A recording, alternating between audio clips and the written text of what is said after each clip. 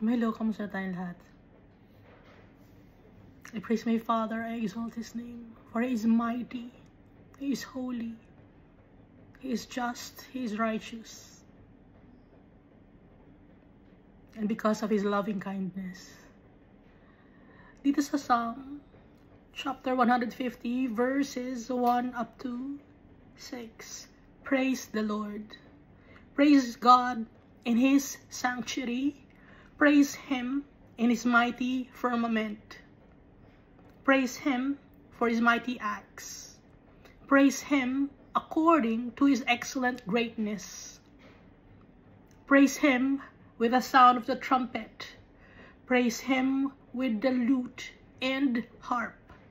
Praise Him with the timbrel and dance.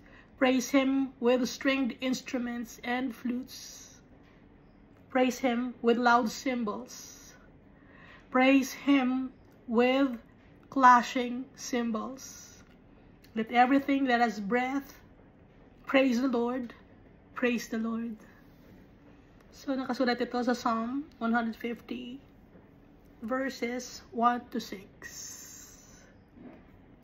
Pupurihin natin si Almighty Father sa lahat ng oras.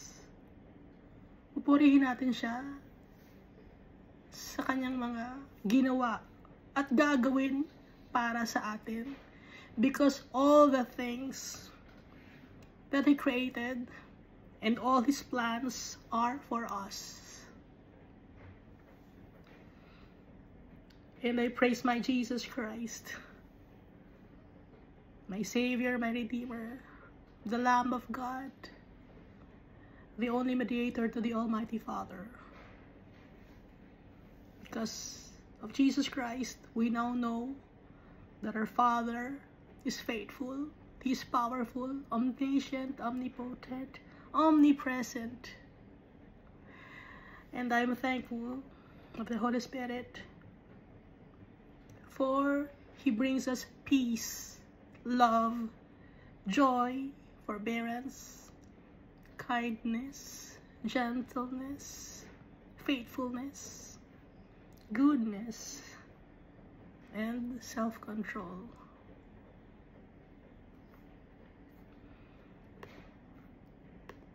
So we've started reading 1 Kings, no? But before that, bago tayo ituloy natin ang 1 Kings,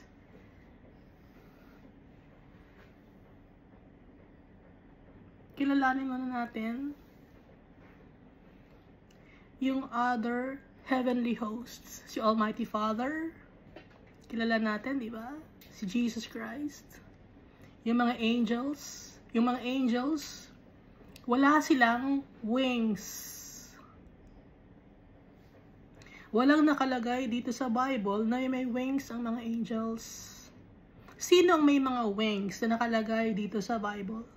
Ang may mga wings or ay may mga pakpak, seraphim, cherubim, or the four living creatures. Seraphim, same as the cherubim, same as the four living creatures. Seraphim ang tawag ni Isaiah. Pero dito sa Exodus chapter 25 verse 18, sabi ni Almighty Father, and you shall make 2 cherubim of gold, of hammered work. You shall make them at the 2 ends of the mercy seat. Gumawa ng 2 cherubim. At alam natin ang ginawang 2 cherubim sa Ark of the Covenant. May mga wings yon. So yung cherubim, hindi siya angel. Seraphim, hindi siya angel. Yung 4 living creatures, hindi sila angels. Ulitin ko, yung seraphim, cherubim, at 4 living creatures, iisa sila. Iba lang ang pagkaka-describe, pero may mga distinct characteristics sila na same as what Isaiah had said, same as what Ezekiel had said, and also John the Evangelist in the book of Revelations. Seraphim, no? It means burning or fiery, seraph. Ang ibig sabihin naman ng cherub,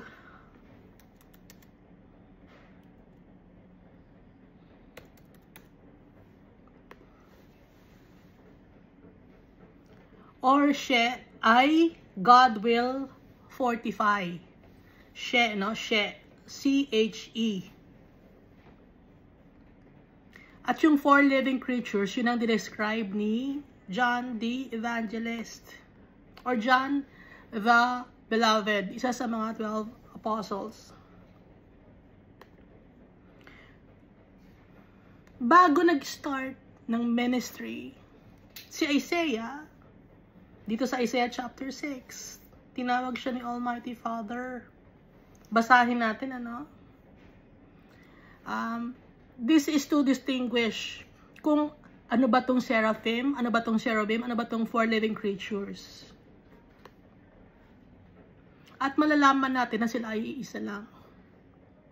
So dito sa Isaiah chapter 6, in the year that King Uzziah died, I saw the Lord sitting on a throne, high and lifted up, and the train of his robe filled the temple. So it's a vision that Isaiah saw when King Uzziah died. Si King Uzziah, king siya of Judah, dahil dito nahati na yung kingdom of Israel and kingdom of Judah. So in the year that King Uzziah died, itong year na to ay 796 BC. So nag-start si Isaiah ng kanyang ministry 796 BC. So ang vision na nakita ni Isaiah, he saw the Lord sitting on a throne, high and lifted up, and the train of his robe filled the temple. Yung robe ni Almighty Father, punong-puno sa temple, sa vision ni Isaiah. Yung robe ni Almighty Father, clean, it's white, because He is holy. Kaya yung damit niya, kapareho nung kanyang kinalalagyan, holy rin. Kaya hindi mo ngayon malaman kung saan nag-uumpisa yung damit ni Almighty Father at kung saan nag-i-end. Kasi nga, clean si Almighty Father. Yung robe niya, pati na rin yung place niya, clean din. Kaya hindi mo ngayon ma-distinguish kung saan nag-start at nag-i-end. Kaya nga, in the train of his robe, filled the temple, the holiness of God. Verse 2, above it stood seraphim. Seraphim means burning or fiery. Stood seraphim. Seraph means burning or fiery. Ito ay plural form. Masculine, plural form, masculine. Kaya nga nakalagay dito, above it stood seraphim. Walang letter S. Hindi siya plural na seraphims. Kasi seraphim itself, it's already plural. Each one had 6 wings. So hindi sinabi na seraphims, each one had 6 wings, kundi seraphim. So bawat isang seraph, merong 6 wings. With 2, he covered his face. Nakatakip sa mukha yung dalawa. 2 covered his feet. And with the 2, he flew. Para siya lumipad. Ito ay hindi mga angels. Living creatures sila. Sila yung characteristic and nature of the Almighty Father. Dala-dala ng living creatures or ng seraph or cherubims. Cherubim, walang S din. And the 2 covered, and 2 he covered his face, and 2 he covered his feet, and with the 2 he flew. Verse 3 of Isaiah chapter 6. And one cried to one another, or one cried to another and said, Holy, holy, holy is the Lord of hosts. The whole earth is full of His glory. So, ang 4 living creatures, ang seraphim, sinasamba nila si Almighty Father because of His greatness and gloriousness. So kasama sila ni Almighty Father. 4 sila. And the posts of the door were shaken by the voice of him who cried out, and the house was filled with smoke. So nakita ni Isaiah ay smoke. Pero alam naman natin ang smoke, hazy yun, di ba, yung smoke? Pwede rin yung clouds.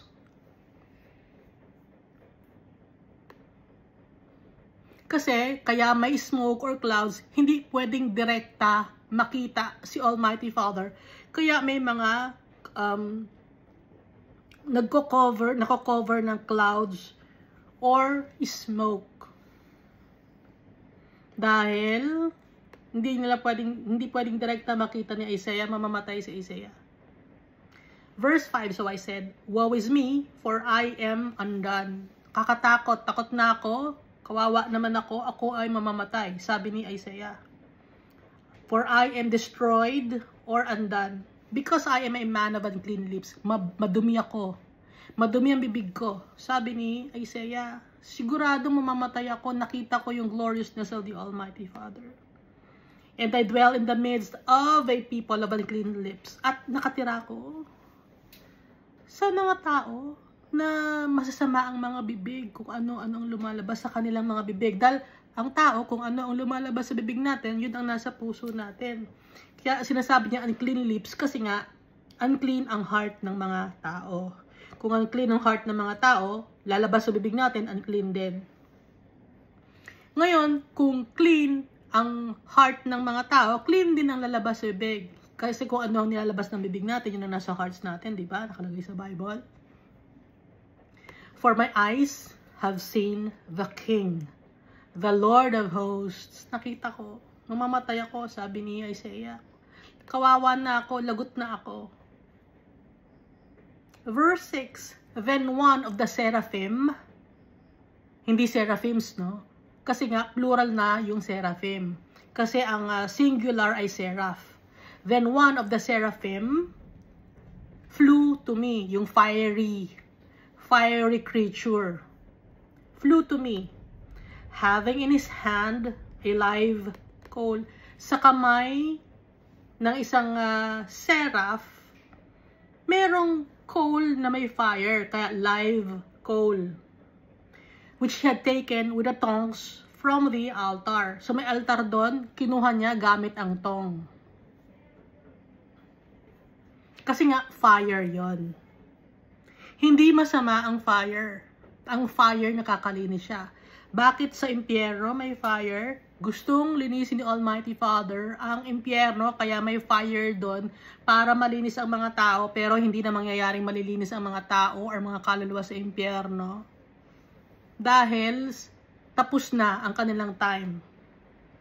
Kaya yun ang kanilang parusa, ang ma-experience nila or mararanasan nila, mararamdaman nila ang init ng apoy sa katawan nila, pero hindi sila mamamatay. Kaya yung gaya ng example ko dati, para siyang agua oxinada, no? Parang lang, ibig sabihin ko nun, habang may bakterya ang sugat, bumubula, di ba? Yung agua oxinada pag nilagay sa wound, yung hydrogen peroxide, habang may wound ka, may bacteria ron, bula ng bula. Ganun ang hell. Lalakas ang apoy hanggat madumi. So hindi malilinis ang mga tao sa hell, kaya laging malakas ang apoy. No? So ang coal, may live coal, pampalinis yung fire, which he had taken with the tongs from the altar. Verse 7. And he touched my mouth with it. So yung coal, live coal, idinikit sa bibig ni Isaiah para luminis yung bibig ni Isaiah. And he touched my mouth with it and said, behold, this has touched your lips. Itong live coal na to. Your iniquity is taken away. Nalinis ka na kasi nga ang fire nakakapaglinis siya. And your sin purged or atoned for. So, Isaiah has been cleansed by the Almighty Father using the live coal. Inutusan niya yung isa sa mga seraphim. Verse 8, also I heard the voice of the Lord saying, whom shall I send, and who will go for us? Sino ba ang aking ipapadala? At sino ang pupunta para sa amin? Ganun si Almighty Father. Kasi gusto ni Almighty Father, kaisa niya lahat ng mga nasa heaven. Kaya nga sabi ni Almighty Father, let us create man in our image and likeness. At sabi ulit dito ni Almighty Father, and who will go for us? Sabi ni Almighty Father. Kasi nga, si Almighty Father, gusto niya para sa lahat. Lahat i-share ni Almighty Father. Napakabait ni Almighty Father. And then I said, here I am, send me. Sabi ni Isaiah, ako, andito ako, ipadala niyo ako. Willing si Isaiah to be sent to the people. Verse 9, and he said, go and tell this people, keep on hearing but do not understand, keep on saying but do not perceive. Sabihin mo sa mga tao, madidinig nila pero hindi nila maintindihan. Makikita nila pero hindi nila mauunawaan, hindi nila matatanggap. Sabi ni Almighty Father. Nakalagay din ito sa Matthew chapter 13 verse 14 at Mark chapter 4 verse 12, no? Laging iniulit-ulit ni Almighty Father, tsaka ni Jesus Christ. Pinapakita ko sa inyo pero hindi niyo maiintindihan. Ipinaparinig ko sa inyo pero wala sa inyo. Nakalagay din ito sa Jeremiah chapter 6 verse 10. Example, no? Sa Jeremiah chapter 6 verse 10. To whom shall I speak and give warning, that they may hear? Behold, their ears are closed, and they cannot listen. Behold, the word of the Lord has become a reproach to them, and they have no delight in it. So yun ang nangyayari sa mga tao. Up to now, habang nag-share tayo ng Word of God, hindi pa rin maiintindihan ng mga tao. Habang binabasa natin ang Bible and explain natin sa mga tao, hindi pa rin nila maintindihan. Kasi, pilit nilang sinasara ang kanilang mga puso at isipan. Hindi, mali yan. Mali yung sinasabi mo. Laging ganun ang tao. Ayaw nilang maniwala sa salita ng Diyos. Gusto ng mga tao pairalig ng kanilang pride. Ito ang ibig sabihin ni Almighty Father. Verse 10 of Isaiah, chapter 6. Make the heart of these people dull, and their eyes heavy. Hindi makakakita, nakapikit. And shut their eyes, lest they see with their eyes, and hear with their ears, and understand with their heart, and return and be healed. Verse 11, then I said, Lord, how long? And he answered, until the cities are laid waste and without inhabitant. The houses are without a man, the land is utterly desolate. Sabi ni Isaiah, hanggang kailan mo ako ipapadala sa mga tao? Ang sabi ni Almighty Father, hanggat wala ng tao. Hanggat ang city ay sira na. Hanggat ang mga bahay ay wala nang nakatira. Hanggang ang lupa ay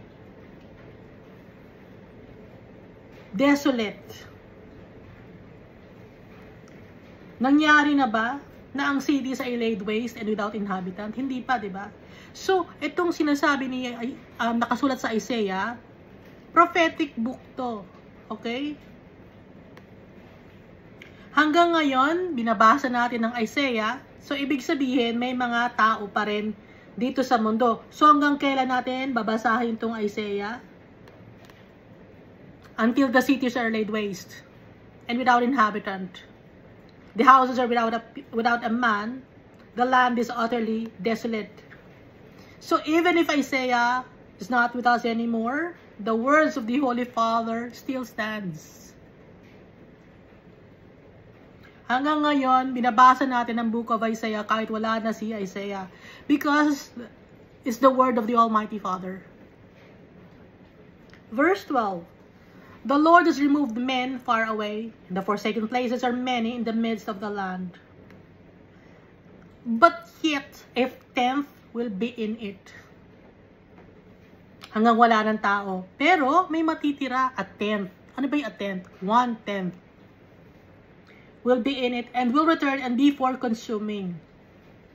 So, ito ay mangyayari, itong 1/10 na to, sa Revelation chapter 20.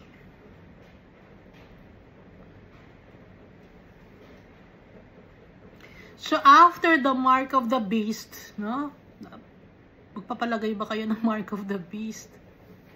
Sa ngayon, ayaw ninyo. Kunyari, ayaw ninyo. Pero pag pipilitin kayo, papayag na kayo. Dahil kukunin nila ang pera ninyo. Karamihan ng mga mapapilit dito ay mga mayayaman. Ngayon, yung mga tao na mapaparusahan dahil meron silang mark of the beast, tatanggalin na sila dito sa mundo. Pero, meron matitira na 1/10 na mga tao.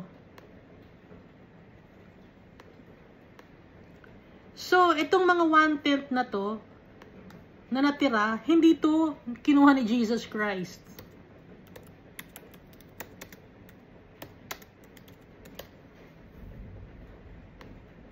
Kasi ang pagdating ni Jesus Christ, nakalagay dito sa Revelation chapter 19.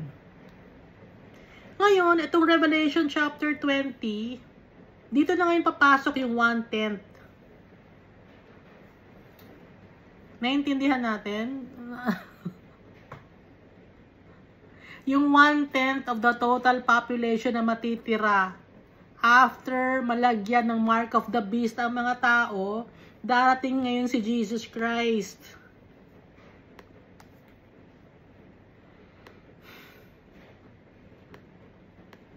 Nakakaawa yung mga taong malalagyan ng mark of the beast.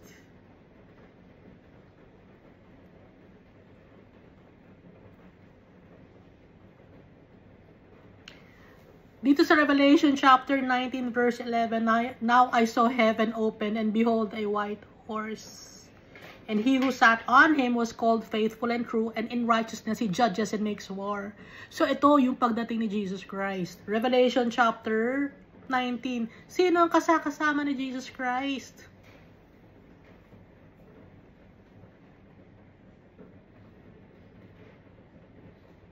Ituloy natin, ano? His eyes were like a flame of fire, and on his head were many crowns. He had a name written that no one knew except himself. He was clothed with a robe dipped in blood, si Jesus Christ. And his name is called the Word of God. And the armies in heaven, clothed in fine linen, white and clean, followed him on white horses. So ito ang mga followers of Jesus Christ. They are the armies in heaven. So kasama na ni Jesus Christ yung mga followers niya. Ngayon, sino tong mga to na 1/10 na natira? Ang 1/10 na to will be for consuming. Sa 1/10 na to, na mga tao na matitira, kasi nga, sira na yung mundo, dadami sila ulit ngayon. Ngayon, kasi nga, itong si Satan, ibabound siya for 1,000 years. So, yung 1/10 na natira, nung dumating si Jesus Christ, may natira na 1/10 dito sa mundo, hindi sila kasama ni Jesus Christ. Wicked people sila, dumami uli sila. Kasi nga, si Satan, he was bound for 1,000 years, and then, papakawalan siya uli.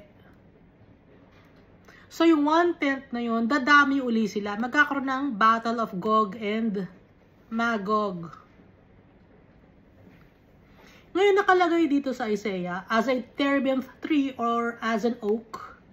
Diba, nabasa natin lagi, terebinth tree. May oil anointing. Whose stump remains when it is cut down. Kasi nga, wala nang magtuturo ng salita ng Diyos. Whose stump remains when it is cut down. Kahit wala nang magtuturo ng salita ng Diyos, nandun pa rin yung stump ng terebinth tree. nandun pa rin si Jesus Christ, si Almighty Father, nakabantay pa rin, nakaantabay. So the holy seed shall be its stump. So after palayain si Satan, after 1,000 years, kasi nakatali siya, naka-chain siya sa bottomless pit, magkakaroon ng battle of Gog and Magog. So ito yung Isaiah chapter 6. Bago ni Almighty Father ipadala si Isaiah, ano ang ginawa ni Almighty Father? Anointed siya by the Almighty Father. Nilinis muna siya ng isa sa mga 4 living creatures ng seraph or isa sa mga seraphim. Okay? So, yun ang seraphim. So, ang may wings, mga seraphim. At ang mga seraphim, they are also cherubim.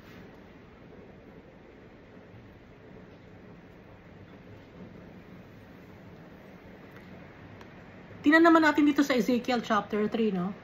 Kasi ang pinag-uusapan natin, seraphim, cherubim, and the 4 living creatures. Ezekiel chapter 3. So, nakita natin, Ezekiel chapter 3. So, bago si Ezekiel ipapadala, ano ang gagawin? I-anoint siya ni Almighty Father. At, anong ginawa? Anong nakita niya? Cherubim. Hindi siya cherubims. Kasi nga, plural na yung cherubim.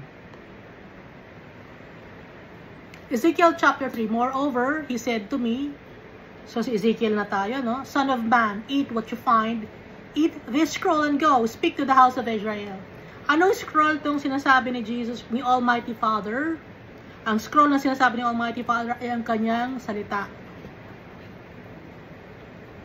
Kainin mo yung scroll. Ibig sabihin, nutrients ng katawan mo, yun ang magpapalakas sa'yo, ang salita ng Diyos, kainin mo. And go, speak to the house of Israel. Kung ano yung nasa sa loob mo ngayon na kinain mo, na scroll, na salita ng Diyos, na nagpapalakas sa'yo, yun ngayon ang isasabihin mo sa lahat ng tao. Verse 2 of Ezekiel chapter 3, so I opened my mouth, and he caused me to eat that scroll. And he said to me, Son of man, feed your belly. Magpakabusog ka ng salita ng Diyos. Live, breathe, and drink the word of God. Ibig sabihin ni Almighty Father. And fill your stomach with this scroll that I gave you. So I ate, and it was in my mouth like honey in sweetness. Napakatamis ng salita ng Diyos. Dahil punong-puno ng pagmamahal.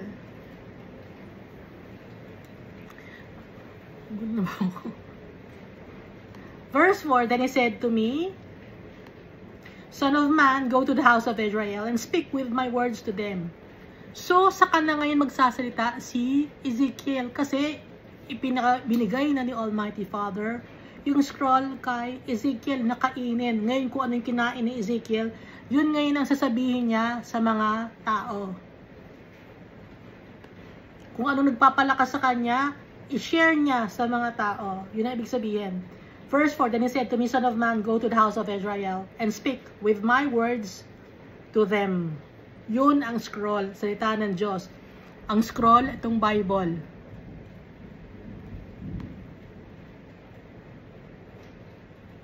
Noon, hindi pa nakakompile ang Bible, hindi pa siya ano man tawag doon?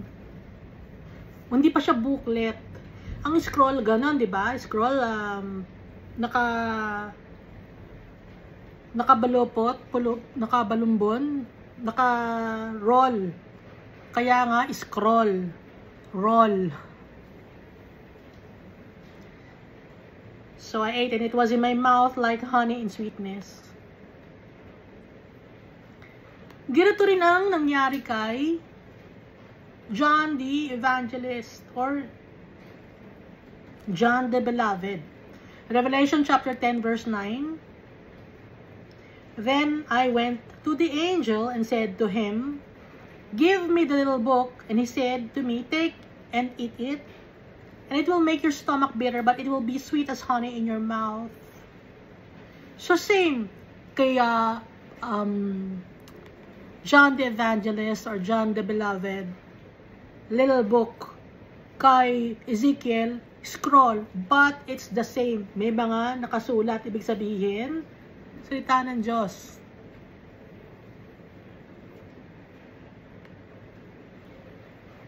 Verse 4, then he said to me, "Son of man, go to the house of Israel and speak with them my words to them. For you are not sent to a people of unfamiliar speech." Hindi kita pinapadala sa mga tao na iba ang salita, kundi kapareho ng salita mo. End of hard language.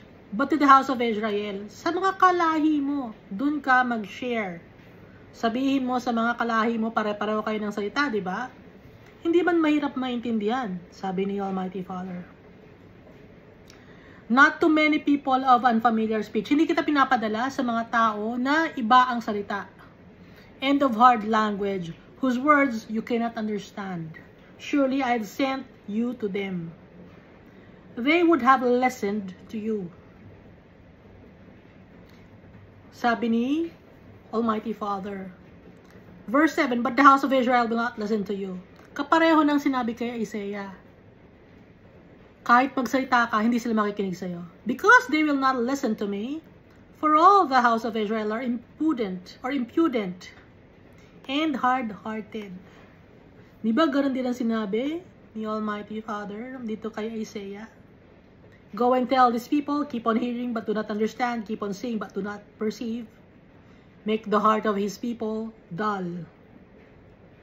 So ganun din, tayo, nag-share tayo ng salita ng Diyos sa mga tao, hindi nila maintindihan. Matigas ang puso. Pilit na sinasara nila ang kanilang mga mata. Gusto nila yung tradition nila. Nagugusto nila yung mundo na to.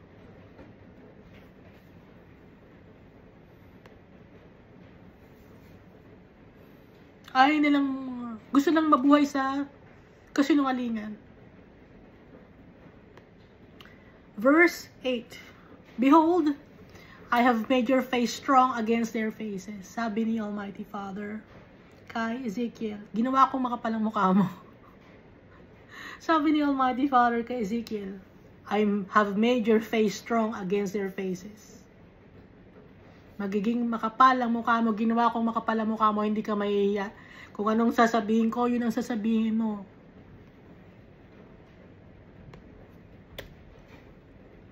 And your forehead strong against their foreheads. Yung noo mo, kasing mas matigas pa sa forehead nila.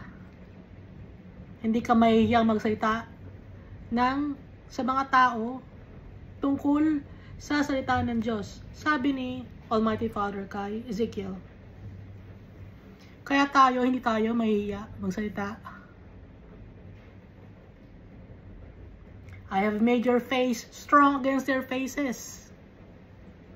And your forehead strong against their foreheads. Full of wisdom and knowledge. Ibig sabihin nun, hindi matatalo ng mga tao ang salita ni Almighty Father dahil inilagay niya sa forehead ni Ezekiel ang salita ng Diyos.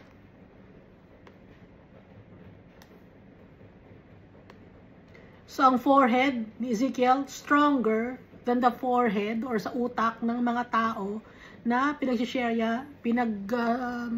sasalitaan niya or pinagsharean niya ng salita ng Diyos. Verse 9, like adamant stone, harder than flint. Yung ulo mo, kasing tigas ng bato, matibay, adamant. Harder than flint, matigas pa sa flint. Alam niyo yung flint? Di ba pag gusto mong magbukas ng apoy, flint yun eh. Matibay na bato yun, matigas na bato yun. I have made your forehead. Do not be afraid of them, nor be dismayed at their looks, though they are a rebellious house. Huwag kang matakot sa mga tao Huwag kang madismaya sa kanilang mga itsura. Huwag kang ma-discourage or disappoint. Kasi, though they are a rebellious house. So tayo, hindi tayo madi-disappoint, we will never be discouraged at the looks of the people. Kahit irapan tayo, kahit ano pang sabihin sa atin. Dahil si Almighty Father ang kasama natin. Pinakapal ni Almighty Father ang mukha natin. I have made your face strong against their faces.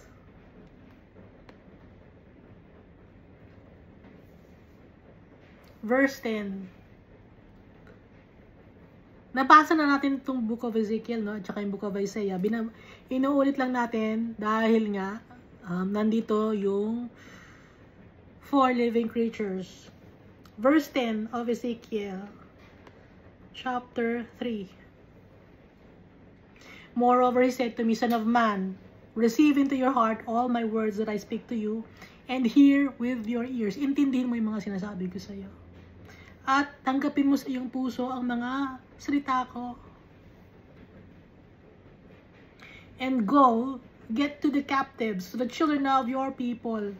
Ano yung captives? Kasi tayo ay captives ng mga kasalanan. Slaves to sin. Kaya nga sabi ni Almighty Father, sige, magpunta ka na. Get to the captives. Dahil tayo ay slave to sin, no? To the children of your people, and speak to them and tell them, thus says the Lord God, whether they hear or whether they refuse. Sabihin mo sa kanila, kahit gusto nila o ayaw nila, sabihin mo sa kanila. Kahit umayaw sila, kahit hindi sila makinig, kahit ayaw nilang makinig, sabihin mo sa kanila. Sabi ni Almighty Father,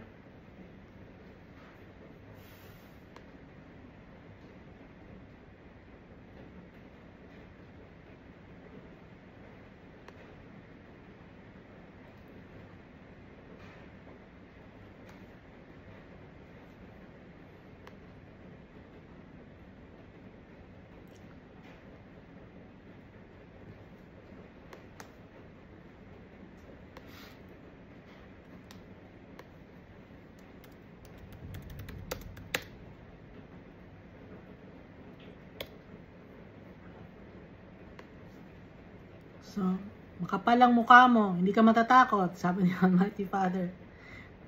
Makinig man sila o hindi, magsalitain mo, sabi ni Almighty Father.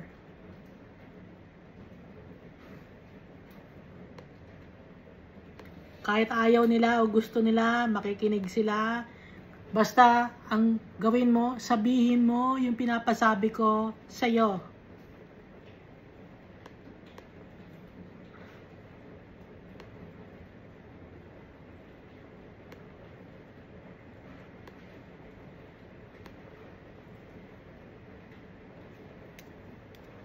Verse 12, Then the Spirit lifted me up, and I heard behind me a great thunderous voice. Blessed is the glory of the Lord from His place. So itong si Ezekiel, vision din ang nakita niya. Hindi siya priest, no? Hindi siya high priest, just like Isaiah, hindi rin high priest. Pero sila ay mga prophets of the Almighty Father. Verse 13, of Ezekiel chapter 3, I also heard the noise of the wings of the living creatures. Diba ito yung living creatures ang binanggit ni John the Evangelist or John the Beloved? That touched one another, and the noise of the wheels beside them, and a great thunderous noise. Verse 14, So the Spirit lifted me up, and took me away, and I went in bitterness in the heat of my spirit. But the hand of the Lord was strong upon me.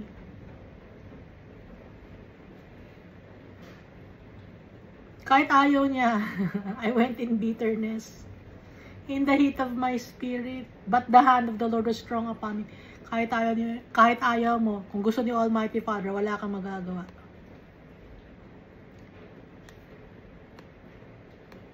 verse 15, then I came to the captives at Tel Abib, who dwelt by the river Shebar, and I sat where they sat, and remained there astonished among them 7 days. Kaya natin binasa itong Ezekiel chapter 3, kasi dito tinawag ni Almighty Father si Ezekiel, at nakasama niya yung living creatures. Kaya natin binasa. Ngayon dito tayo sa Ezekiel chapter 10. Talon tayo sa Ezekiel chapter 10. And I looked, and there in the firmament or expanse. Alam niyo ba yung firmament?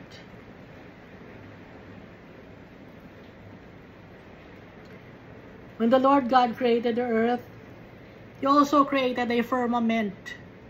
Nasa Bible yon. So, ang pagkakagawa sa earth ni Almighty Father, merong covering or firmament.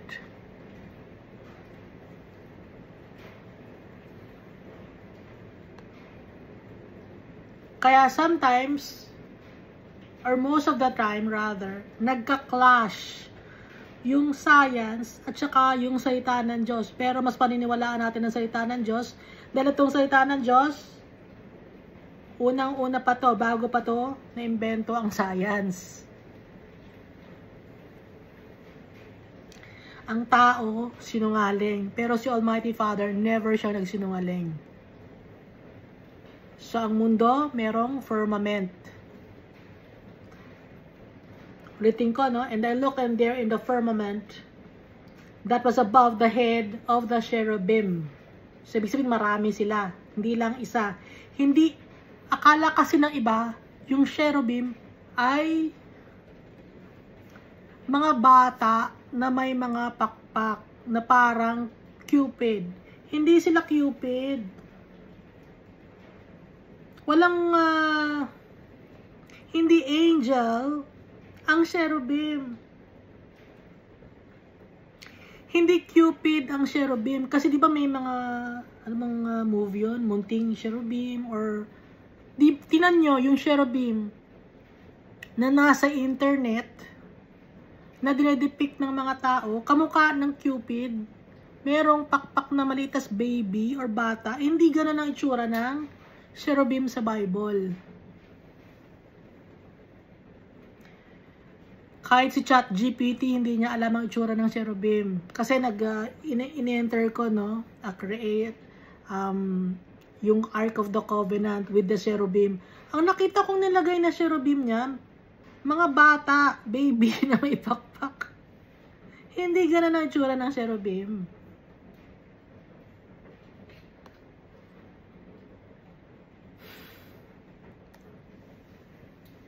And I looked, and there in the firmament that was above the head of the cherubim, there appeared something like a sapphire stone, having the appearance of the likeness of a throne. Ano ba yung sapphire stone? Nakita ni Ezekiel. Appeared something like a sapphire stone. Ang sapphire stone, ang kulay niya ay blue. Ngayon, kung blue ang kulay ng sapphire stone, pag binuksan mo yung stove, di ba ang lalabas doon blue flame? Ano ba yung blue flame? Blue flame burns hotter than orange flames. At saka yung blue flame, temperature niya, it reaches up to 3,000 degrees Fahrenheit. Along with the complete burning of carbon, this is why gas-turning fires typically have a blue flame. Yun ang pinakamataas na klase ng flame. Yung kulay blue. Ngayon yung sapphire stone na nakita ni Ezekiel,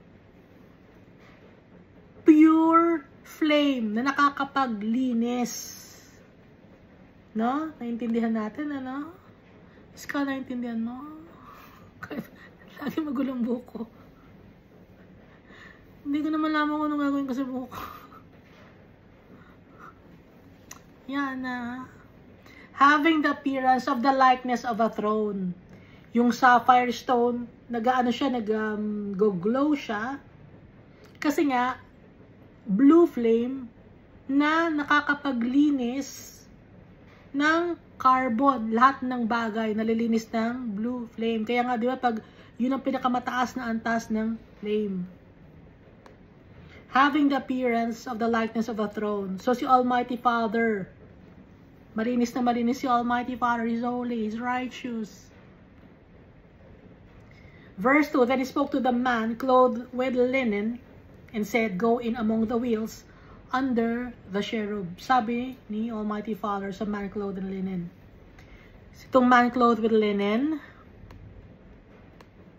ito si Jesus Christ. So bago si Jesus Christ ipinadala dito sa mundo, binigyan siya ni Almighty Father ng go signal. Nakipag-meet muna, ipinakuha muna si Jesus Christ or pinatabi muna siya sa cherubim. Gaya ni Isaiah, di ba? Nilinis muna si Isaiah. Tapos, di ba nakita ni Ezekiel, mga cherubim. Ngayon, ito namang nasa Ezekiel chapter 10, si Jesus Christ naman ito. Na man clothed with linen and said, Go in among the wheels under the cherub. Nakikita ba ninyo ang ibig sabihin? Fill your hands with coals of fire from among the cherubim. Yung kay Isaiah, gumamit pa ng tong at nilagay sa bibig. Pero, si Jesus Christ, anong sabi kay Jesus Christ? Go in among the wheels under the cherub, fill your hands with coals of fire. Ibig sabihin, kamay ni Jesus Christ mismo ang gagamitin niya to get the coals of fire. Bakit? Dahil malinis si Jesus Christ. From among the cherubim. Ibig sabihin, yung 4 living creatures. And scatter them over the city. Si Jesus Christ mismo ang magpapakalat ng kalinisan. Scattered them over the city and went in as I watched. Naintindihan natin? So, yung man clothed in linen, si Jesus Christo, siya ang inutusan ni Almighty Father magpakalat ng kalinisan all over the city or sa buong mundo. Verse 3, Now the cherubim were standing on the south side of the temple when the man went in, and the cloud filled the inner room. Nung kay Isaiah, ang nakita niya smoke filled the room. Ngayon dito kay Ezekiel, ang nakita niya clouds. Kasi nga, hindi pwedeng direkta. So, ang iba ang pagkaka-interpret ni Isaiah, it's like a smoke. Ngayon, ang interpretation naman ni Ezekiel, it's like a cloud. But, it's still the same ang itsura. Cloud or smoke, it's just the same, di ba? Bakit may cloud and smoke? Para hindi makita masyado ni Ezekiel at saka ni Isaiah kung ano man yung holiness of the Almighty Father dahil mamamatay si Ezekiel at saka si Isaiah. And the cloud filled the inner room. So, kino-compare natin, ano? Kasi it's just the same. Cherubim, seraphim, 4 living creatures. Verse 4, Then the glory of the Lord went up from the cherub. Kaya nga, sinabi sa Bible, si Jesus Christ lang ang binigyan ni Almighty Father ng power and authority in heaven and on earth. Ito yon.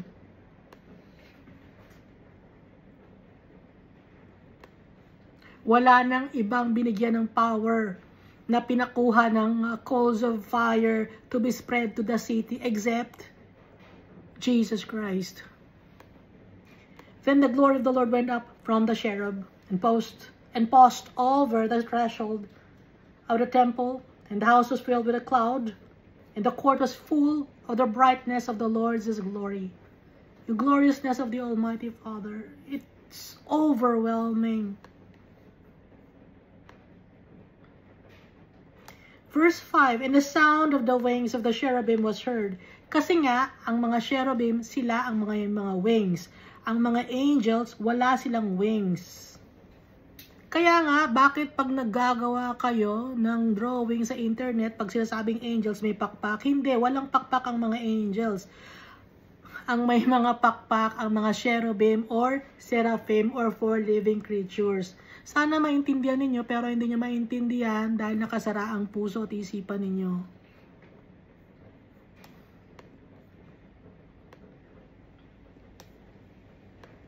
Wala tayong nakitang nakalagay sa Bible na and the angels with wings. Wala, kundi cherubim ang binabanggit or seraphim or four living creatures ang may pakpak. Kasi, ulitin ko, God created us in His image and likeness. Kasi ano sabi ni Almighty Father? Let us create man in our image and likeness. May pakpak ba tayo? Wala tayong pakpak.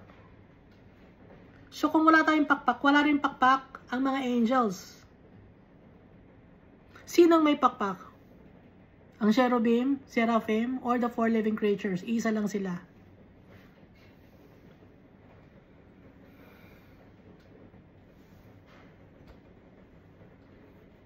And the sound of the wings of the cherubim was heard, even in the outer court, like the voice of Almighty God when He speaks, thunderous. Yung sound ng wings ng mga cherubim. Plural na yung cherubim, ha? Hindi cherubims. Cherubim. Seraphim. Kasi plural na yon. Ngayon, kung gusto mong sabing singular, seraph or cherub. Intindihan natin? Ano intindihan mo, Iska?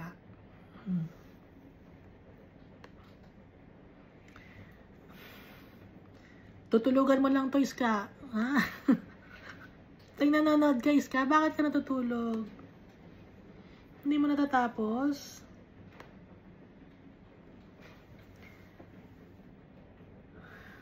Si Almighty Father kasi, yung boses niya, thunderous. Echo like with many waters. Psalm chapter 29. This entire psalm describes the voice of the Lord as powerful, shaking the earth, breaking cedars, and manifesting in storms and lightning. Sa Psalm chapter 29 mababasa yon. At saka sa Job chapter 37 verse 2 to 5. Hear attentively the thunder of His voice and the rumbling that comes from His mouth. He sends it forth under the whole heaven, His lightning to the ends of the earth. After it, a voice roars. He thunders with His majestic voice. Malakas yung boses ni Almighty Father and with authority kung magsalita. Na may echo, na parang may thunder. Na malakas ang boses, hindi mo alam kung saan nang gagaling. Yun ang ibig sabihin.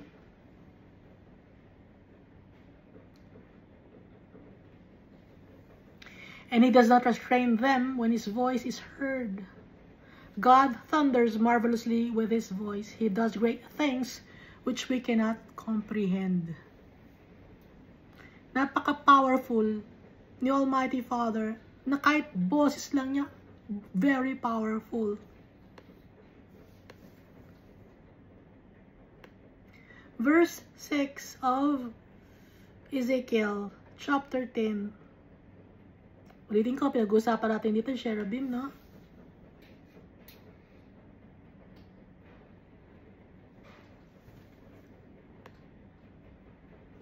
Then it happened, when He commanded the man clothed in linen, saying, Take fire from among the wheels, from among the cherubim. Sa plural yon, cherubim. That He went in and stood beside the wheels. Masok si Jesus Christ. Hindi pa Jesus ang pangalan niya, man clothed in linen. Ulitin ko, kaya lang naging Jesus Christ ang pangalan ni Jesus when He was born in this world. He went in and stood beside the wheels. And the cherub stretched out his hand. Kasi yung cherub, kasi iisa lang to, hindi cherubim. No? Isa lang ang nag-stretch ng hand kay Jesus. Pumasok siya among the cherubim. So yung cherubim na yun, 4 yun. Pero, yung cherub, isa lang siya, he stretched out his hand from among the cherubim to the fire. Kumuha siya sa mga cherubim ng fire that was among the cherubim and took some of it and put it into the hands of the man clothed with linen who took it and went out. Ibinigay niya kay Jesus Christ. Iisa lang siyang cherub. Tapos, among the cherubim, kasi 4 sila, kumuha ng fire doon. At ibinigay kay Jesus Christ. At kinuha ni Jesus Christ is the man clothed in linen who took it and went out. Baka sabihin nyo na naman, bakit hindi nyo alam ito? Basahin natin sa Bible para alam na nyo. Baka may magsalita naman dyan, bakit hindi ko alam yan? Invento ba yan? Magbasa tayo ng Bible. Verse 8, the cherubim appeared to have the form of a man's hand under their wings. So may kamay, no? May wings na siya. 2, 4, 6 wings. Meron pa siyang kamay under their wings. And when I looked, there were 4 wheels by the cherubim. At sa mga cherubim, may 4 wheels. 1 wheel by 1 cherub. Ano to? Singular, no? Isang wheel sa isang cherub. So, bawat cherub, mayroon silang tigi-isang wheel. And another wheel by each other cherub. The wheels appeared to have the color of a beryl stone. Ano ba ang kulay ng beryl stone? Ang kulay ng beryl stone, originally, it's colorless. Pero, since yung mga wheel, they are spinning, umiikot yung wheel, no? Kasi may power si Almighty Father. Ngayon, since nag-i-spin yung wheel, nag-iiba-iba ngayon yung kulay. Anong kulay nakikita? Aquamarine, red beryl, emerald, heliodor, morganite, and goshenite. Kaya sinasabing the color of a beryl stone kasi yung beryl stone paiba-iba ng kulay. Kasi nga, it's a wheel, umiikot. Verse 10, as for their appearance, all 4 looked alike, as it were a wheel in the middle of a wheel. Yung wheel, meron pa siyang wheel in the middle of the wheel. Umiikot ng ganyan, umiikot ng ganon. Kasi nga, hindi mo malaman kung anong direksyon. Yung wheel in the middle of the wheel. Kasi paiba-iba ng color.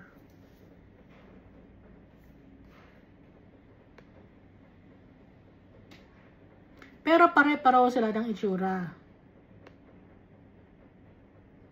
Verse 11, when they went toward any of their 4 directions. They did not turn aside when they went, but followed in the direction the head was facing. They did not turn aside when they went. Hindi, pag naglalakad, kung saan papunta, diretso lang. Kung pupunta ng kaliwa, diretso lang. Kung pupunta ng kanan, diretso lang. Kung atras, diretso lang. Kasi, lahat may mukha. Hindi na kailangan pang mag-turn around para magpunta. Or mag-turn around para magpunta. Or pumunta sa kaliwa, kanan, kaliwa, ganon. Hindi. Hindi. Kaliwa, kanan. Hindi na pwedeng, hindi kailangan ng ganon. Kasi, dito may face. Dito may face. Dito may face. Dito may face. Alam kung anong puntar. Hindi naliligaw. Alam niyo yung chess. Yung chess, meron yung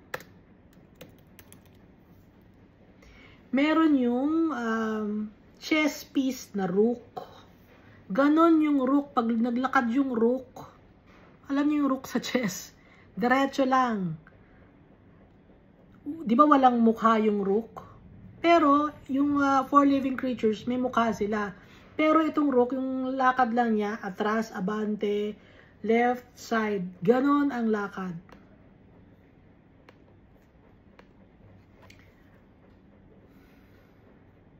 Verse 11, when they went toward any of their 4 directions. They did not turn aside when they went, but followed in the direction the head was facing. They did not turn aside when they went, and their whole body, with their back, their hands, their wings, and the wheels that the four had, were full of eyes all around. Punong-puno ng mata. Buong katawan ng four living creatures. Pati na yung mga wheels, punong-puno ng mata. Bakit puno ng mata? Walang maitatago. They're full of eyes. Hindi maloloko. Cannot be deceived. Hindi mo diba, may itatago ka. Hindi ka makakapagtago. Kung ano nasa heart mo, kitang-kita. Truth can be seen inside and out. Pagkatao mo, kitang-kita. Yung kadumihan mo, kitang-kita. Kaya punong-puno ng mata.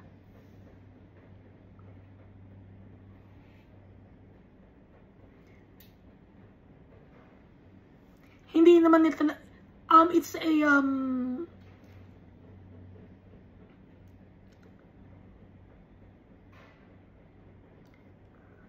alam niyo yung, parang yung parang crystal na makinang, hindi ko ma-explain. Crystal na makinang, pag tinignan mo, maglo-look back sa'yo. Punong-puno ng mata yon. Makikita mo yung sarili mong kadumihan.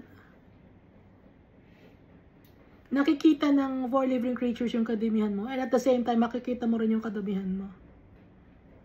Pag tumingin ka, punong-puno ng mata.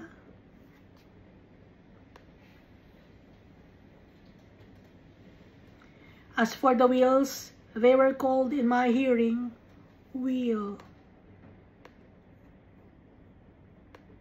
Verse 14, each one had 4 faces.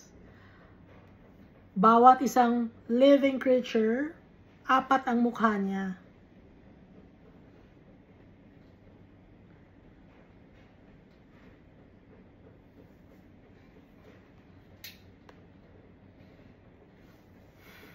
Kay sa Book of Revelation, kay John the Evangelist or John the Beloved, ang pagkakasulat niya, isang living creature na mukhang man, isang living creature na mukhang lion, isang living creature na mukhang ox, isang living creature na mukhang eagle. Kasi yun lang ang nakita niya. Kasi it's a vision.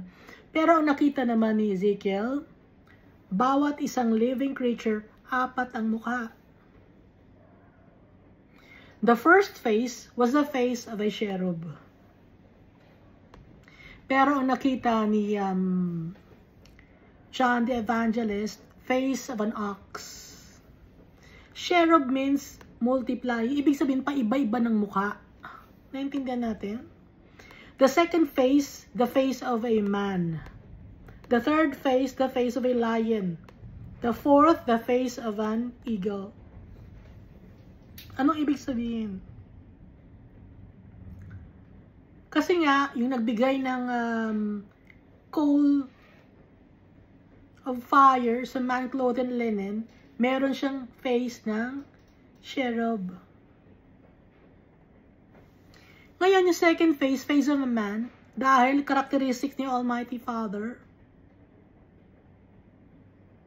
man. Kaya nga sabi ni Almighty Father, let us create man in our image and likeness. So ano ba ang man? Marunong magmahal. May family. May spirit.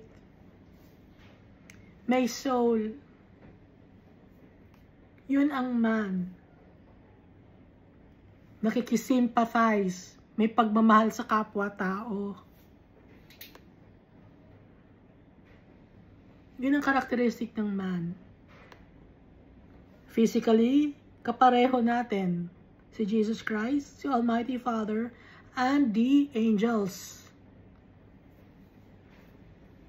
The third, the face of a lion. Why lion? Ang lion is a very social animal.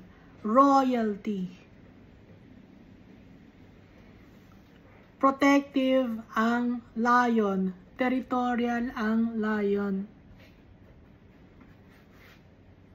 Ang lion Kumikilos siya ng tahimik, pero exact. Deliberate. Magaling sa tactic ang lion. Ito pa, the fourth, the face of an eagle. Ano ang karakteristik ng eagle? Exact yung mata ng eagle, just like the lion. Yung lion kahit malayo kita. Also the eagle, at mabilis yung lion tumakbo, di ba? Pero yung eagle, mataas ang kanyang lipad. Lagi niyang tinetest. Kasi nabasa ko, no, yung eagle, pag may asawa siya, tinetest niya yung nanliligaw sa kanya. Una, pag may interesado sa kanya, tinetest niya. Mababa lang yung test niya. Ngayon, pag may hinulog siya na isang bagay, yung eagle, kinuha ng nanliligaw sa kanya o nagmamahal sa kanya, ibinalik sa kanya, ang gagawin na naman ng eagle, aakyat na naman siya. Pag akyat ng eagle, ibababa na naman niya yung twig. Tapos yung twig na yun, kailangan makuha ng nanliligaw sa kanya. At ibinalik sa kanya. Ngayon, pag ibinalik sa kanya, aakyat na naman yung eagle ng mataas na mataas. Pag umakyat na naman yung eagle ng mataas na mataas, ibabagsak na naman niya yung twig. Kukunin na naman. So, nagbibigay ng tests ang eagle. At yung eagle, loyal siya. Faithful siya. Kahit malayo, kitang-kita niya. At gustong-gusto ng eagle, yung mga bagyo. Mas nagsosoar siya ng high pag bagyo. Yung eagle, dito ang bagyo, di ba? Puro thunder and lightning. Ang ginagawa ng eagle, aakyat siya ngayon. Soar above the trials and tribulations. Ganun ang gusto ni Almighty Father sa atin. Trust Him. To soar above the trials and tribulations. Mapagtagumpayan natin.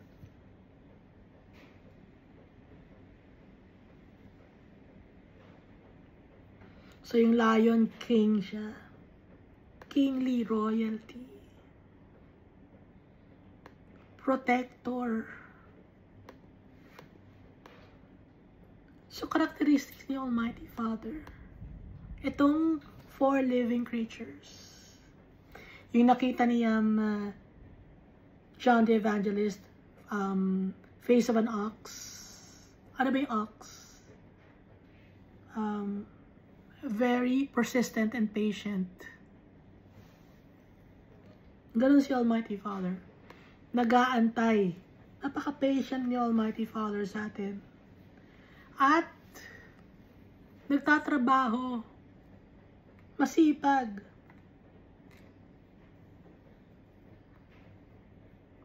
Walang tigil sa pagtatrabaho. Ang trabaho kay Almighty Father, hindi yung para makapag-ipon ng kayamanan dito sa lupa. Ang trabaho para kay Almighty Father ay yung makapag-store up tayo ng treasures in heaven. Yung mga bagay na paghihirapan natin dito, na nagtatrabaho ko, pagod na pagod ako, 24/7, nandun ako sa trabaho ko, nagko-computer ako, hindi yun ang trabaho kay Almighty Father. Ang trabaho para kay Almighty Father ay ang pagmamahal sa kapwa-tao, pagsunod sa gusto ni Almighty Father, magiging submissive kay Almighty Father. Yun ang trabaho kay Almighty Father dahil hindi madali. Hindi madali magtrabaho kay Almighty Father. Hindi madali magtiwala kay Almighty Father dahil hindi natin nakikita si Almighty Father. But our Father is faithful.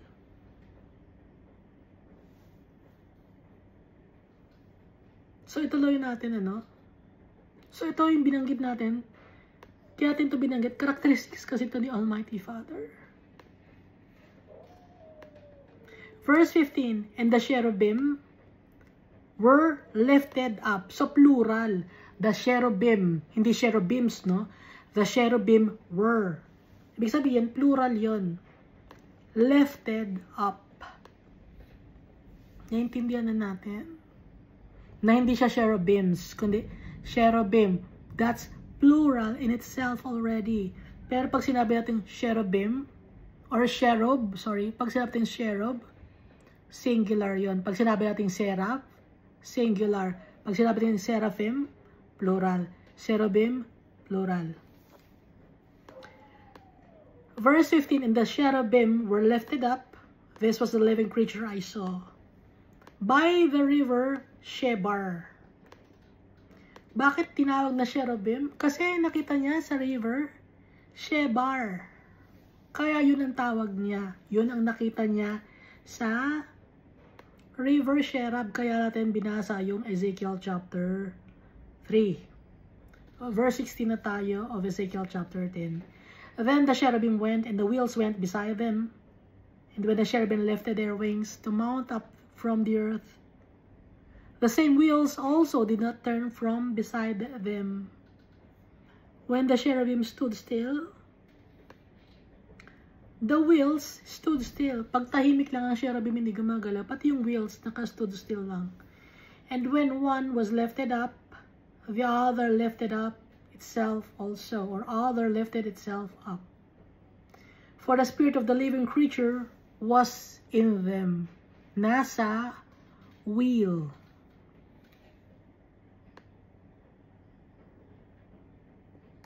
Nandun ang spirit. The gloriousness of the Almighty God. Verse 18. Then the glory of the Lord departed from the threshold of the temple. Yung threshold, meaning it's the point of entry or the door or gate of the temple. And stood over the cherubim, yung gloriousness of the Almighty Father. Tumabi siya sa cherubim. And the cherubim lifted their wings and mounted up from the earth in my sight. When they went out, and the wheels were beside them, and they stood at the door of the east gate of the Lord's house. The glory of God of Israel was above them, above the cherubim, yung gloriousness of the Almighty Father. Verse 20, this is the living creature I saw under the God of Israel by the river Shebar. And I knew they were cherubim. Each one had 4 faces. And each one 4 wings. Ang sabi di ba na Isaiah 6 wings? Di saka ang nakita niya ay 4 wings. Bakit nakita niya Isaiah na 6 wings? Kasi yung eagle may wings na siya, di ba? Tapos may 4 wings pa siya. So 6 wings siya. And the likeness of the hands of a man, at may kamay ng parang kamay ng tao, was under their wings. May wings sila, tapos may kamay sila. So hindi sila angel. And the likeness of their faces was the same as the faces which I had seen by the river Shebar. Their appearance and their persons, they each went straight forward. Ganun ang lakad nila. So pag titingin sila dito, diretso. Pag gusto nila magpunta sa kaliwa, diretso lang din. Hindi nila kailangang mag-left turn. Hindi nila kailangan yung ganun lang ang lakad nila, ganun. Hindi sila kailangang umatras. Hindi nila kailangang mag-turn around. No?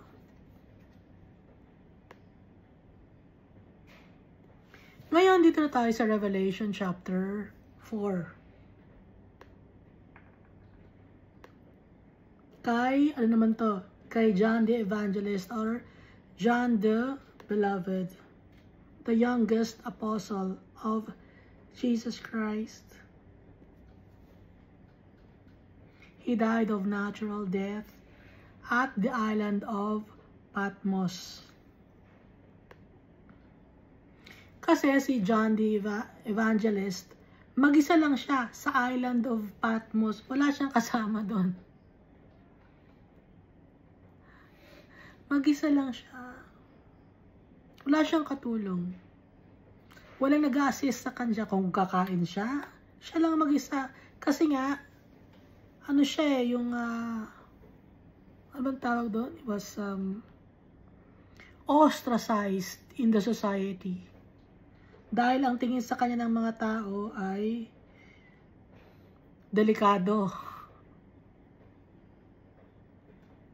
Takot sa kanya mga tao. Kaya he was ostracized. Dinala siya sa lugar na walang katao-tao. So mag-isa lang siya. That's the island of Patmos. At pabor yun kay John the Evangelist. Kasi doon siya kinakausap ni Almighty Father.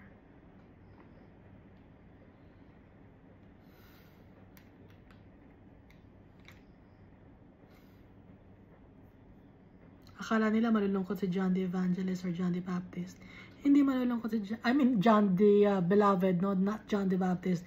Akala nila malulungkot si John the Beloved. Hindi malulungkot si John the Beloved kasi kasama niya si Almighty Father. Si Jesus Christ, lagi niyang kausap.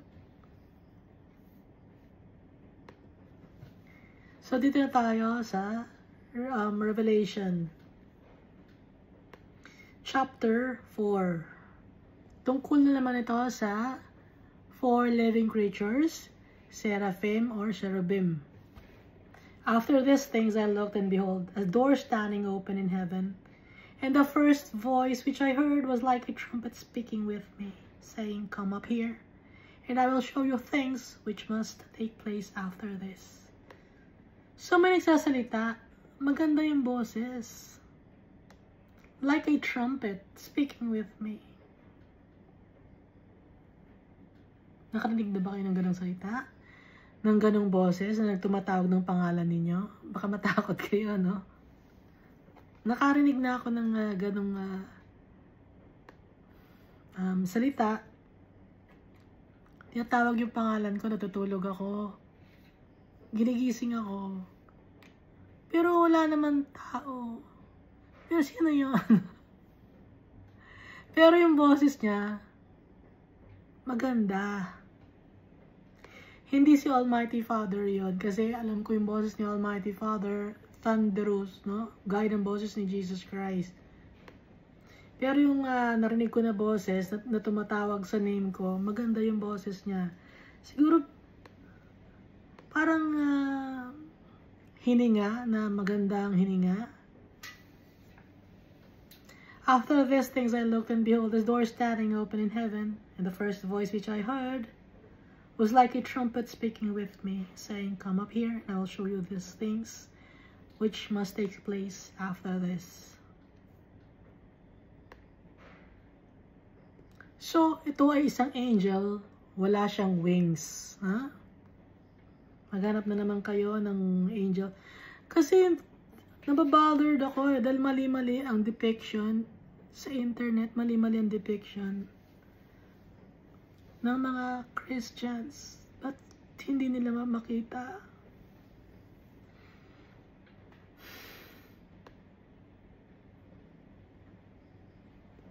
Verse 2. Immediately I was in the Spirit, and behold, a throne set in heaven, and one sat on the throne. So it's a vision of John. And he who sat there was like a jasper, a sardius stone in appearance, and there was a rainbow around the throne, in appearance like an emerald. Tingnan mo yung mga precious stones na mga binabanggit. Jasper, sardius, emerald. Because our Father is precious. Iba-ibang kulay.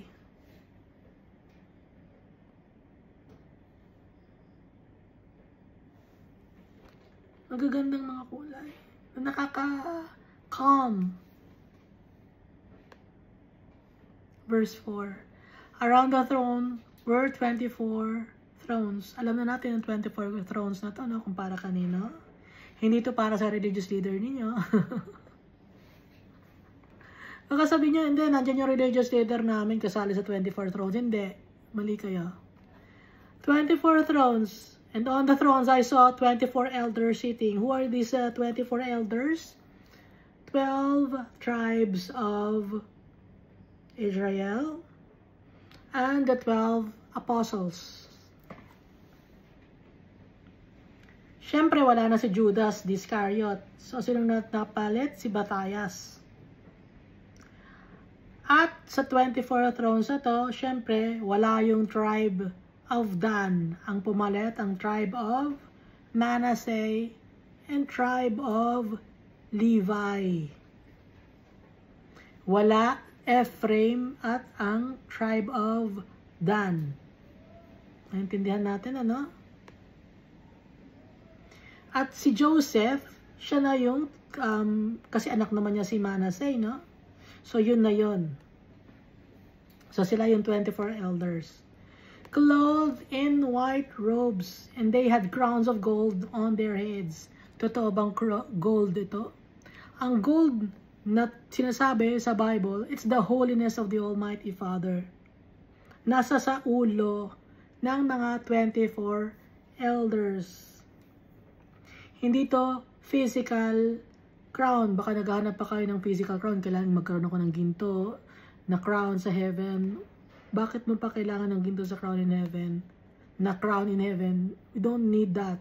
Dahil ang crown natin, si Almighty Father, si Jesus Christ. They are our inheritance, our treasure. Verse 5, and from the throne proceeded lightnings, thunderings, and voices. Boses ni Almighty Father.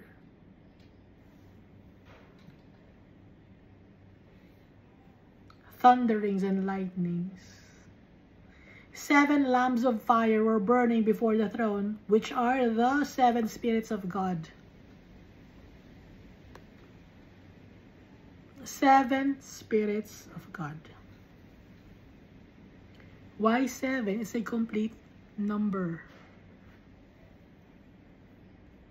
At ang mga 7 spirits of God na to, sila yung nag-check kung tama ang ginagawa ng mga tao. No?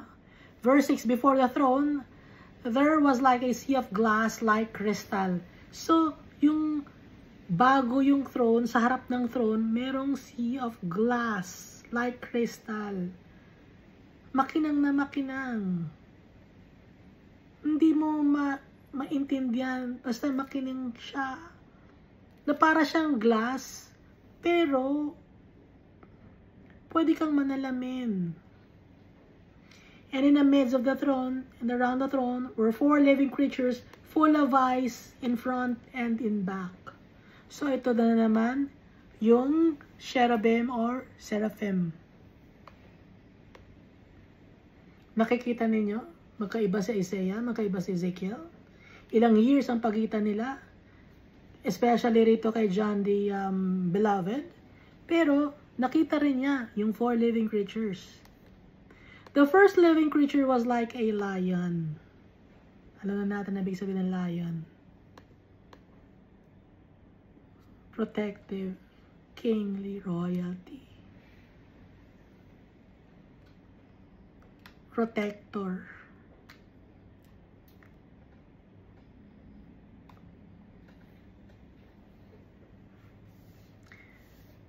Yung lion, pinoprotektahan niya yung kanyang mga nasasakupan. Social animal siya, yung lion. At yung mata niya, malayo pa lang, alam na niya. Yung pakiramdam niya, mabilis makiramdam. The second living creature was like a calf.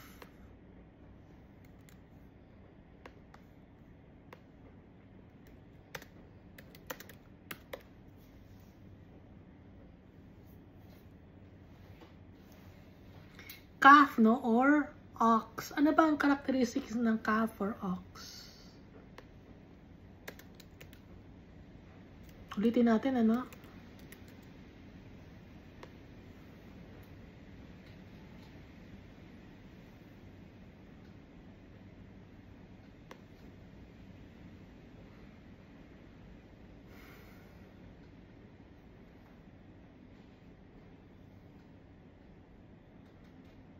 Malakas. Malakas yung resistensya. At yung calf, pag kinakagat siya ng ahas, hindi siya naapektuhan. Parang baliwala sa akin, kinagat ako ng ahas, baliwala sa akin. Ganun yung calf.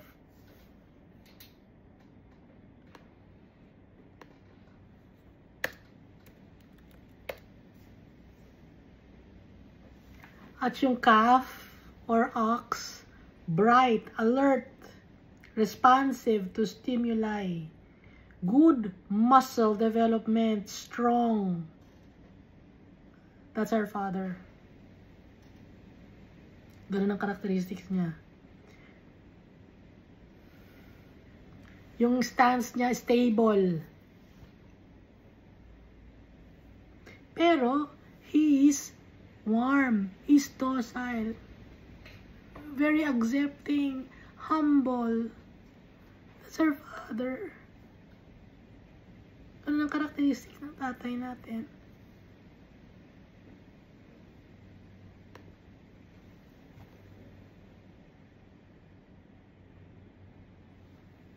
Hindi siya natatakot agad-agad.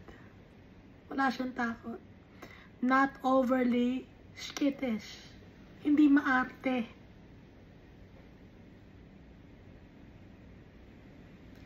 Full of vigor, si Almighty Father.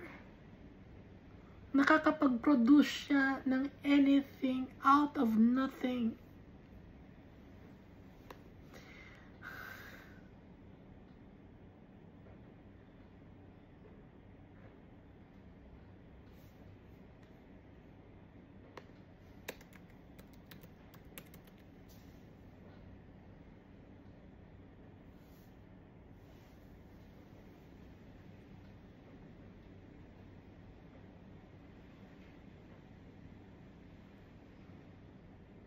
He interacts with his people.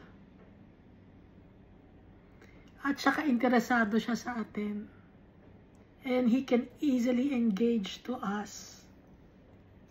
Yun ang karakteristik ng ox.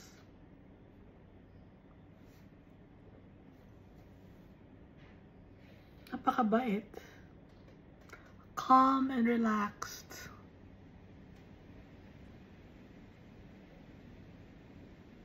Not showing signs of stress or anxiety. Walang takot si Almighty Father. He is sure of himself because he is God. Willingness to approach people. Kahit matigas ang ulo ng tao, willing si Almighty Father to wait for the people. Napakabait ni Almighty Father.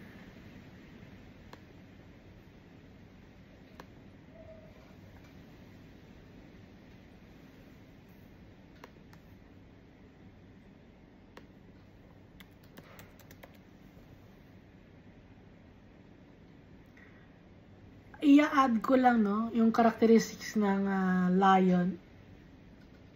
Ang lion, he is determined. Like our Father, he's determined. Leader, courageous, and strong. And he will pursue his goal. And he's strong and willing to face his adversity or adversary, sorry.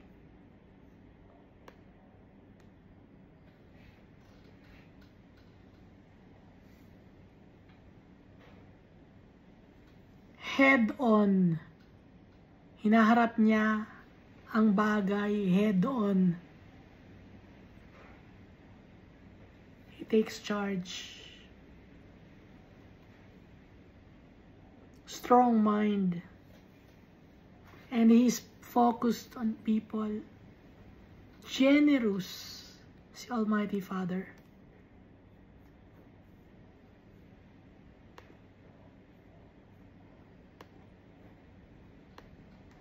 Ano naman ang third living creature? Yung third living creature had a face like a man. Ano ba ang characteristic ng man?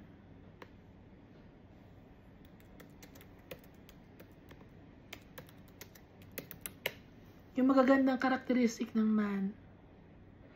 Ang tao, may integrity, marespeto, aware,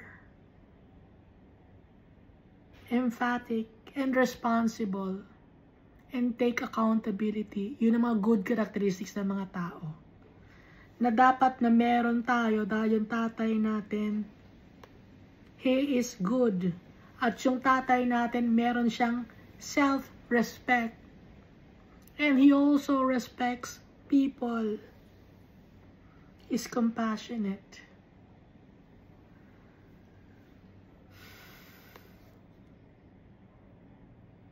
Confident. Humble. Resilient. Authentic. Totoong tao. Totoo magmahal si Almighty Father. And He wants to build a healthy relationship with His children. And He wants to grow with us. He wants to grow with us. He wants to give all the wonderful things to us. That's our Father. And the fourth living creature was like a flying eagle. May flying eagle.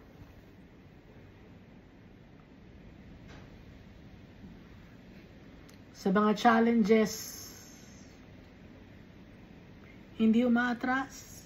Gaya nga nabanggit ko dati, pag may storm, gustong-gusto niya yung storm. Dahil, he will rise above the storm. Ganon ng eagle.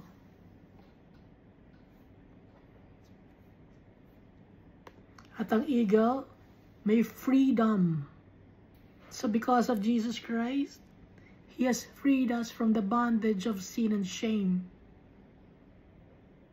And the vision of the eagle is exact.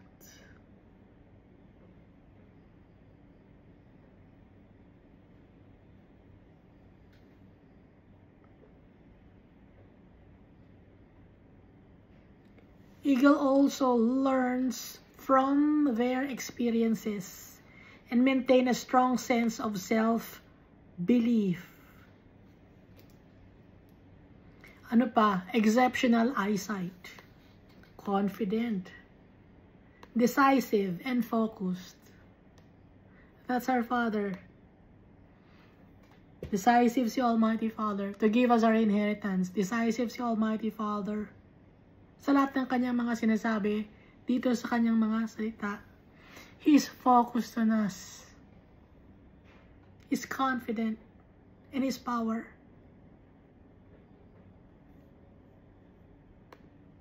That's the kind of Father that we have. He's perfect. Verse 8 of Revelation chapter 4.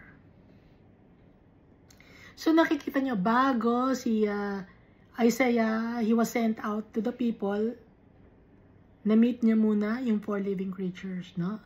Nilinis muna yung kanyang mouth. And then, si Ezekiel, na-meet niya rin yung four living creatures. Nakita niya na before Jesus has been sent out, binigyan si Jesus Christ ng coals, live coals to spread to the city. Bago si Jesus Christ ipadala sa mundo.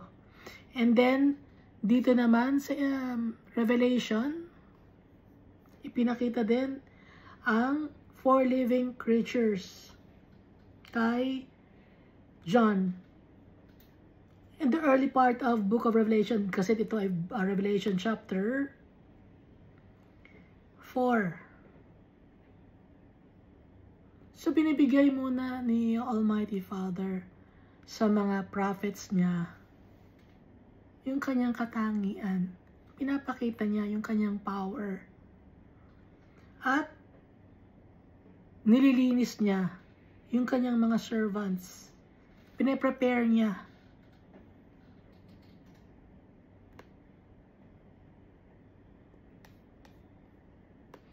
So verse 8, the 4 living creatures each have 6 wings. Nabanggit diba sa Ezekiel, 4 wings? Yung dito naman, 6 wings. Kasi yung eagle, may wings na siya. And then, meron pang wings na 4 wings. Kaya 6 wings. No? They were full of eyes around and within. Around na, buong from head to toe, and within pa.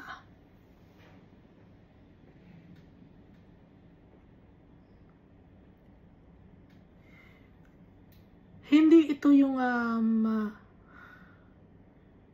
mukhang talagang 4 living creatures, kundi it's a spirit siya.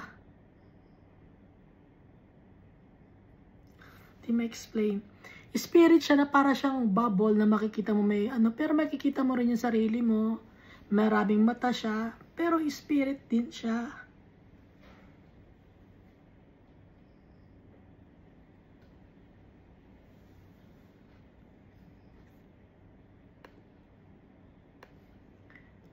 Each have 6 wings and were full of eyes around and within, and they do not rest at day or night. Wala silang pahinga. Holy, holy, holy, Lord God Almighty, who was and is to come. We worship in the Almighty Father. Whenever the living creatures give glory and honor and thanks to Him who sits on the throne, who lives forever and ever. The 24 elders fall down before Him. Ulitin ko yung 24 elders. Kasama na ito si Judah, si Levi, si Reuben, si Simeon, si Issachar, si Gad, si Naphtali, si Manasseh, si Benjamin. May nakalimutan pa ba tayo?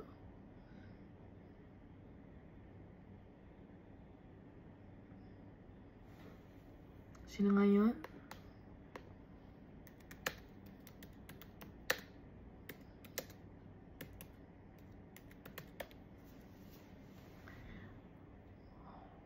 Yung 24 elders.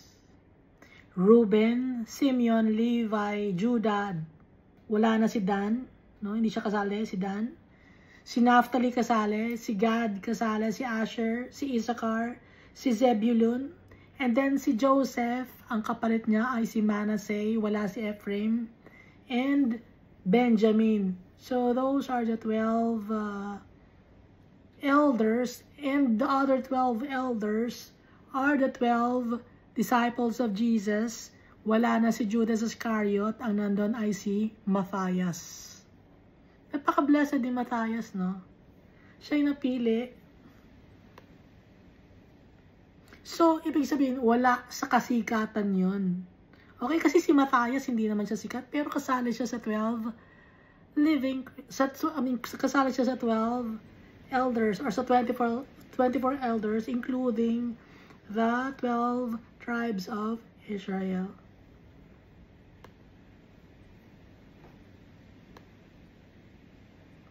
So yung mga 24 elders, they fall down before Him who sits on the throne and worship Him who lives forever and ever, and cast their crowns before the throne. So pag they worship the Almighty Father, siyempre yung ulo nila nasa sahig. They cast their crowns before the throne. Yung, ano ba yung crown? Ulo, di ba itong crown? Ha? Crown to, hindi lang not necessarily meron kang corona, no? Kundi ulo mismo, crown ang tawag dito.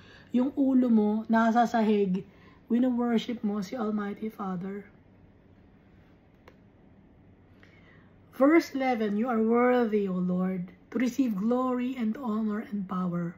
For you created all things, and by your will, they exist and were created. Yon ang sinasabi ng 24 elders. You are worthy, O Lord, to receive glory and honor and power.